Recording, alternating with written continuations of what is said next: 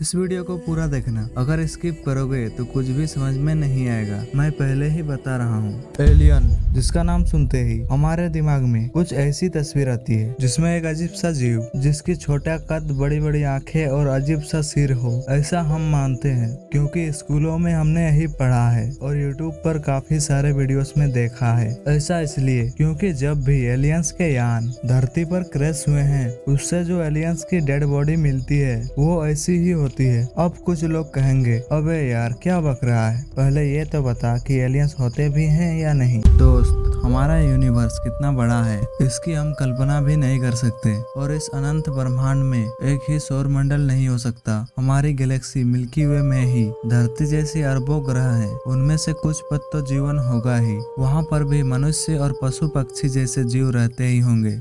हो सकता है उनमें से कुछ एलियंस टेक्नोलॉजी में हमसे कमजोर हो या किसी साइंस फिक्शन मूवी की तरह काफी एडवांस, जिनके सामने हम कीड़े मकोड़े के बराबर भी न हो। हमारे वैज्ञानिक तो एलियंस की खोज में लगे हुए हैं और शायद दूसरी दुनिया के एलियंस भी यही काम करते हों।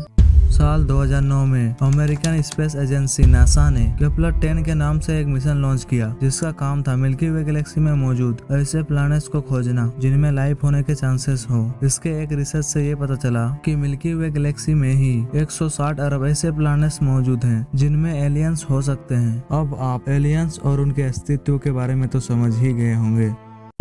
दोस्त, अब ये वीडियो और भी इंटरेस्टिंग होने वाली है। रेडी हो जाओ थ्रिल के लिए। सालों के साइंटिफिक रिसर्च से ये पता चला कि आज से लगभग 10,000 साल पहले धरती पर एलियंस आए थे और उन्होंने पहले इंसानी कबीलों के सरदारों को ज्ञान दिया और फिर बाद में राजाओं को अपना संदेशवाहक बनाया। वे लोग अलग अलग काल में अलग अलग परंपरा समाज की रचना कर धरती के देवता या कहें कि फरिश्ते बन गए। Egypt, Mesopotamia, Sumerian, Inca, Babylonia, Sindhu घाटी, माया, मोहनजोदड़ो और दुनिया के तमाम सभ्यताओं के विकास में इन्हीं का योगदान रहा है। उन्होंने ही भारत, चीन, मिस्र, इजराइल, अमेरिका और रशिया में ऐसे स्मारक, पूजा स्थल या अजूबे बनाए हैं जिन्हें बनाना इंसानों की बस की बात नहीं लगती। हिस्ट्री चैनल के रिपोर्ट के मुताबिक प्राचीन सभ्यताओं के स्मारकों के रिसर्च करने वाले मशहूर लेखक एरिक वॉन डेनिकेन की किताब चैरियट्स ऑफ गॉड ने दुनिया की सोच ही बदल कर रख दिया। उनके अनुसार प्राचीन मिस्र के निवासियों के पास गिजा के पिरामिडों को बनाने के लिए ना तो औजार थे, ना ही उन्हें बनाने का ज्ञान था। इस तरह इन्हें अवश्य ही एलियंस ने बनाया होगा। अगर भारत की बात करें तो यहाँ पर भी कई सारे मंदिरें मौजूद है जिन्हें आज की आधुनिक तकनीक से भी नहीं बनाया जा सकता।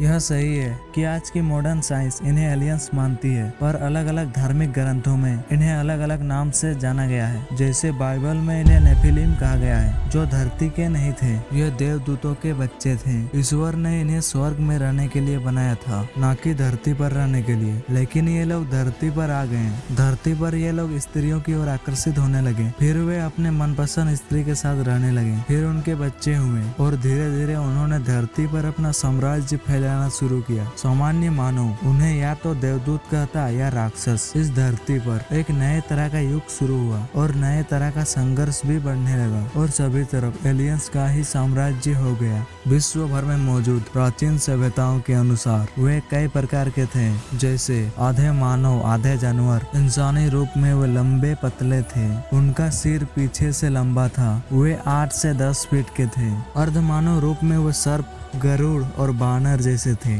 आपने भगवान विष्णु के वाहन का चित्र तो देखा ही होगा और नाग देवता को कौन नहीं जानता। और दूसरे वो थे जो राक्षस थे, जो बहुत ही खतरनाक और लंबे चौड़े थे। सो गाइस, वीडियो पसंद आया तो चैनल को सब्सक्राइब करें, वीडियो को लाइक करें और कमेंट में बताएं कि वीडियो कैसा लगा।